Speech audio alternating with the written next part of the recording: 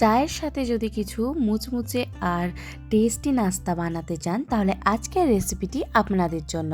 বাইরেরটা ভীষণ মুচমুচে আর কামড় দিলেই ভেতরে মিলবে নরম তুলতুলে ছানার ম্যাজিক।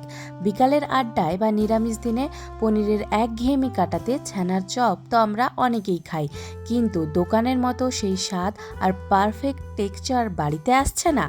চিন্তা নেই, আজ আমরা আপনাদের সাথে শেয়ার করব একদম সিক্রেট কিছু টিপস, যা ফলো করলে আপনার ছানার চপ হবে সেরা সেরা।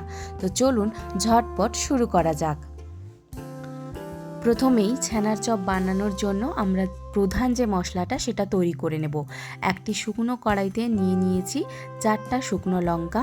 তারপরে শুকনো লঙ্কাটা একটু ভাজা হয়ে গেলে যোগ করে দেব 1 টেবিল স্পুন ধনে গুঁড়ো, 1/2 টেবিল স্পুন জিরা, আর দিয়েছি 1/2 টেবিল স্পুনের একটু কম পানমৌরি। সমস্ত উপকরণ খুব ভালো মতো ভাজা হয়ে গেলে তুলে রাখবো একটি প্লেটে। এবারে ওই একই কড়াইতে আমরা অল্প পরিমাণ বাদাম ভেজে নেব।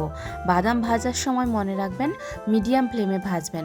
যদি হাই ফ্লেমে ভাজতে যান তাহলে কিন্তু বাইরেরটা তো হয়ে যাবে কিন্তু ভেতরটা কাঁচা থেকে যাবে, তাই মিডিয়াম ফ্লেমে ধীরে সুস্থে বাদামটা ভেজে নেবেন। আমার এখানে বাদাম ভাজাগুলো হয়ে গেছে। এবার বাদাম ভাজাগুলো একটি প্লেটে নামিয়ে কিছুক্ষণ ঠান্ডা করে নেব। এদিকে আমি নিয়ে নিয়েছি 150 গ্রাম মতো ছানা। এটা আমি বাড়িতেই তৈরি করেছিলাম। আপনারা চাইলে বাড়িতে ছানা তৈরি করলে কিন্তু খুব ভালোই স্বাদ হয়।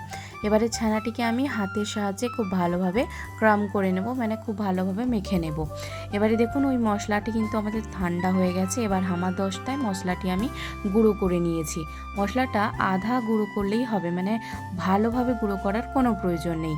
আর এদিকে বাদামটাও ঠান্ডা হয়ে গেছিলো, তাই বাদামটাও একটু আমি থেতো করে হালকা গুঁড়ো গুঁড়ো করে নিয়েছি। আর এদিকে আমি কয়েকটা আলু সেদ্ধ করে রেখেছিলাম। এবার আলুগুলোকে হাতের সাহায্যে খুব ভালোভাবে মেখে নেব। আলুগুলোতে যেন একটুও ক্রাম না থাকে, একটুও গুটলি না থাকে, তাই ভালো করে আলুগুলো মেখে নিতে হবে। এবার ওই আলুর মধ্যেই যোগ করে দেব হাতে মেখে নেওয়া ছানা, বাদাম ভাজা, আর দিয়ে দেবো আমাদের তৈরি করে রাখা মশলাটি। সমস্ত উপকরণ খুব ভালো মতো মেশাবো। তারপরে যোগ করব পরিমাণ মতো লবণ, লঙ্কার গুঁড়ো, হলুদ গুঁড়ো।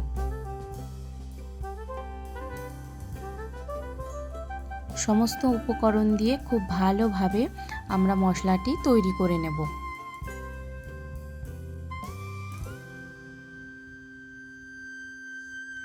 তো দেখুন এখানে কিন্তু আমাদের মশলাটি একদম রেডি। এবার এটিকে সাইডে রেখে তৈরি করে নেব আমাদের ব্যাটারটি। ব্যাটার তৈরির জন্য আমি এখানে নিয়েছি 5 থেকে 6 বড় চামচ বেসন। তারপরে এতে যোগ করেছি পরিমাণ মতো লবণ, একটু হলুদ গুঁড়ো আর একটু লঙ্কার গুঁড়ো। শুকনো উপকরণগুলো ভালো মতো মিশিয়ে নেব। আর যোগ করেছি 1/2 টেবিল স্পুন খাবার সোডা। শুকনো উপকরণগুলো খুব ভালোভাবে মিশিয়ে যোগ করেছি জলটা কম করে ইউজ করবেন, প্রথমেই বেশি দিয়ে দেবেন না, তাহলে কিন্তু পাতলা হয়ে যাবে। হালকা কম কম দিয়ে কিন্তু জলটা দেবেন আর ব্যাটারটা করবেন। তাতে কি হবে, আপনি বুঝতেও পারবেন যে আপনার ব্যাটারটা কী ঘনত্ব প্রয়োজন, তার সেই পরিমাণ আপনি জল দেবেন। তো দেখুন এখানে আমার ব্যাটারটায় মনে হয়েছিল আর একটু জল লাগবে, তাই আর একটু জল দিয়ে খুব ভালোভাবে আমি এটাকে ফেটিয়ে নিয়েছি। এটা কিন্তু খুব ভালোভাবে ফেটালে খুব ভালো মুচমুচে হয়।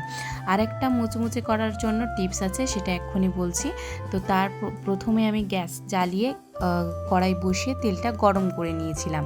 তেলটা যখন গরম হয়ে যাবে তখন 2 হাতা মতো গরম তেল আমি ওই ব্যাটারে দিয়ে দেব। এটা কিন্তু চপকে মুচমুচে করার জন্য একটা টিপস বলতে পারেন। এটা অবশ্যই ট্রাই করে দেখবেন, আশা করি আপনাদেরও কাজে আসবে। তো ভালো করে ব্যাটারটি মাখিয়ে এবারে আমি চপের শেপ নিয়ে নেব। তো ওই মাখানো মশলা থেকে একটু একটু নিয়ে করে হাতে গোল গোল করে নিয়ে চ্যাপটা মতো করে নিয়েছি। আপনারা আপনাদের মন পছন্দ শেপ মতো করবেন। এবারে ব্যাটারে দিয়ে আমি একটা প্রথমে ছেড়ে দেখেছিলাম যে ব্যাটারটা আমার ঠিক ঘনত্বে আছে কিনা। তো দেখুন চপটা খুব সুন্দরভাবে ফুলে গেছে আর ভাজাও হয়ে গেছে। এবারে আমি একে একে সমস্ত চপগুলি ঠিক এইভাবেই ছেঁকে নেব। প্রথমে একটু সামান্য নিয়ে গোল করে হাতের তালুর সাহায্যে চ্যাপটা করে শেপ নিয়ে ওই ব্যাটারে ডুবিয়ে আমি তেলে ছেড়ে প্রত্যেকটা চপ ঠিক একইভাবে ভেজে নিয়েছি।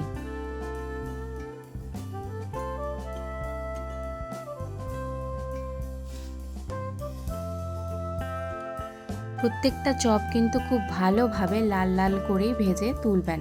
দেখবেন চপগুলো কিন্তু খুব ভালো হবে এবং মুচমুচে হবে। আপনি যদি আমার প্রত্যেকটা টিপস এবং ট্রিক্স খুব ভালো করে দেখেন এবং ভালো করে ফলো করেন, তাহলেই কিন্তু আপনাদের চপগুলো খুব ভালোভাবে মুচমুচে হবে আর ভেতরটা সফট হবে। ব্যাস তৈরি হয়ে গেল আমাদের সমস্ত চপ। এবারে গরম গরম চা আর সঙ্গে মুড়ি কাঁচা লঙ্কার সাথে সন্ধেটা জাস্ট জমে যাবে এই চপ দিয়ে। তো আজকের রেসিপিটি কেমন লাগলো অবশ্যই কমেন্ট করে জানাবেন। ভালো লাগলে লাইক, শেয়ার, সাবস্ক্রাইব করে পাশে থাকবেন।